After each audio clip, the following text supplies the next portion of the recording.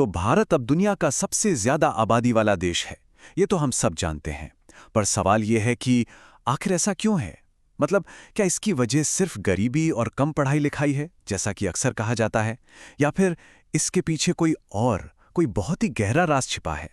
चलिए आज इसी बड़ी पहेली को सुलझाने की कोशिश करते हैं। आज की तारीख में भारत की आबादी 147 करोड़ 1.47 बिलियन, ये इतना बड़ा आंकड़ा है कि हमने चीन को भी पीछे छोड़ दिया है। मतलब दुनिया की सबसे बड़ी आबादी का टैग अब हमारा है। और देखिए, जो बात इसे और भी हैरान करने वाली बनाती है वो ये है कि आज दुनिया का लगभग हर पांचवां इंसान भारतीय है। सोचिए, 18% आबादी, लेकिन हमारे हिस्से में जमीन कितनी है? सिर्फ 2%। इसका सीधा सा मतलब ये है कि हमारे यहां लोगों का घनत्व, मतलब पॉपुलेशन डेंसिटी, बहुत ज्यादा है। तो ठीक है, जब भी भारत की इतनी बड़ी आबादी पर बात होती है, कुछ जाने पहचाने घिसे पिटे कारण सामने आते हैं। लेकिन क्या वाकई में बस यही पूरी कहानी है? अक्सर सुनने में आता है ना, कि भाई शिक्षा का स्तर कम है, गरीबी बहुत है, या फिर वो पुरानी सोच कि जितने ज्यादा बच्चे उतने ज्यादा कमाने वाले हाथ। कुछ लोग तो सीधे सीधे उत्तर प्रदेश और बिहार जैसे राज्यों को ही जिम्मेदार ठहरा देते हैं। देखिए, इन बातों में थोड़ी बहुत सच्चाई हो सकती है, लेकिन ये पूरी तस्वीर नहीं है। तो फिर सवाल ये उठता है कि अगर ये सब सिर्फ लक्षण है, तो असली जड़, असली वजह क्या है? भारत की इतनी बड़ी आबादी के पीछे का वो गहरा राज क्या हो सकता है? असल में भारत की आबादी का जो सबसे बड़ा राज है ना, वो किसी सोशल साइंस या इकोनॉमिक्स की किताब में नहीं मिलता। वो छिपा है हमारे भूगोल में। जी हाँ, हमारी जमीन में। चलिए आज इसी भूगोलिक रहस्य से पर्दा उठाते हैं। और सबसे दिलचस्प बात पता है क्या है? कि इसका जो सबसे बड़ा और सबसे पुराना कारण है, वो ना तो गरीबी है, ना अशिक्षा, और ना ही कोई सरकारी पॉलिसी। वो कारण है हमारा भूगोल, ज्योग्राफी। जी हाँ, भारत की जमीन ही इसकी विशाल आबादी की असली बुनियाद है। और इस भूगोल की कहानी का जो हीरो है, वो है सिंधु गंगा का विशाल मैदान, इंडो गैंजेटिक प्लेन। ये कोई छोटा मोटा इलाका नहीं है, ये दुनिया का सबसे बड़ा, सबसे उपजाऊ, सबसे फर्टाइल मैदान है। और यही वो जगह है जिसने हजारों सालों से भारत की सभ्यता और हमारी आबादी को पाला पोसा है। तो इस मैदान में आखिर ऐसा क्या खास है? इसका राज छिपा है हिमालय के दिए हुए एक तिहरे वरदान में, एक ऐसा ज्योग्राफिकल गिफ्ट जो दुनिया में बहुत कम जगहों को मिला है। देखिए, इसे ऐसे समझते हैं। पहला फायदा, उपजाऊ जमीन। हिमालय से जो नदियां निकलती हैं, वो अपने साथ पहाड़ों से पोषक तत्वों से भरी मिट्टी, जिसे जलोढ़ मिट्टी या अलूवियम कहते हैं, बहा कर लाती हैं। दूसरा फायदा, भरपूर पानी। इन्हीं ग्लेशियर वाली नदियों और फिर मॉनसून की बारिश से यहां पानी की कभी कमी नहीं होती। और तीसरा, और शायद सबसे जरूरी फायदा, बेहतरीन मौसम। हिमालय एक दीवार की तरह खड़ा होकर सेंट्रल एशिया से आने वाली बर्फीली हवाओं को रोक लेता है। नतीजा, यहां का मौसम खेती के लिए इतना शानदार हो जाता है कि साल में आराम से 2-3 फसलें उग जाती हैं। और जानते हैं, ये कोई आज की बात नहीं है। आज से लगभग 2300 साल पहले की बात है। एक ग्रीक एम्बेसडर थे, मेगास्थनीज। उन्होंने अपनी किताब इंडिका में क्या लिखा था?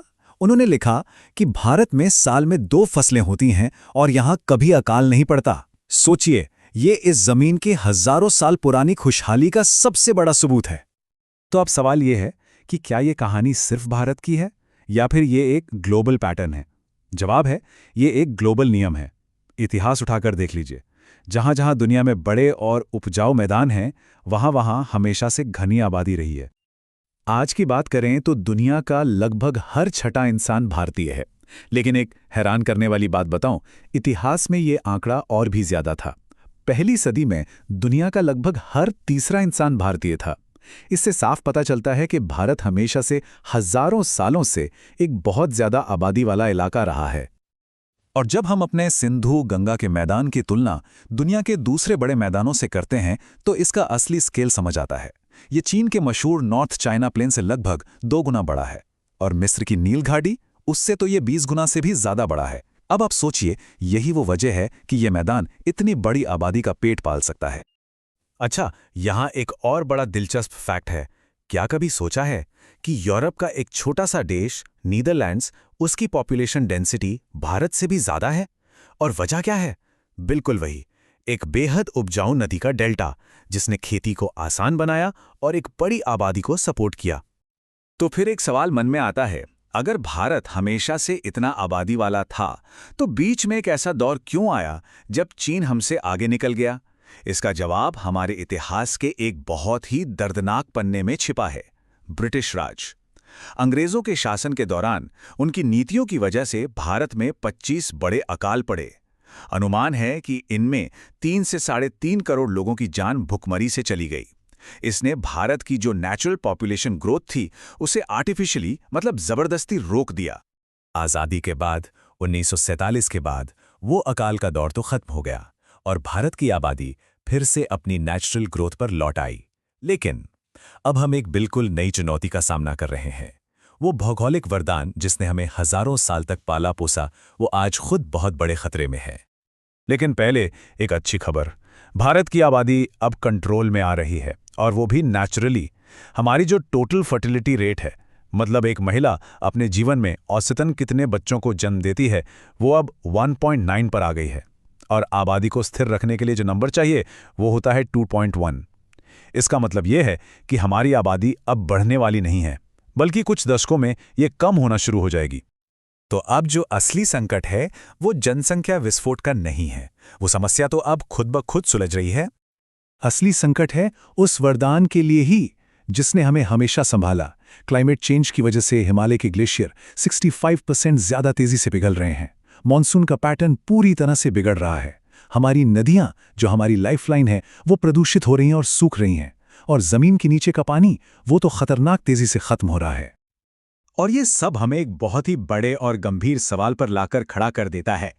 क्या वो भौगोलिक आशीर्वाद, वो वरदान जिसने हजारों सालों तक करोड़ों लोगों का पेट भरा, अगर हमने उसे नहीं संभाला तो क्या वो भविष्य में हमारे लिए एक अभिशाप बन सकता है?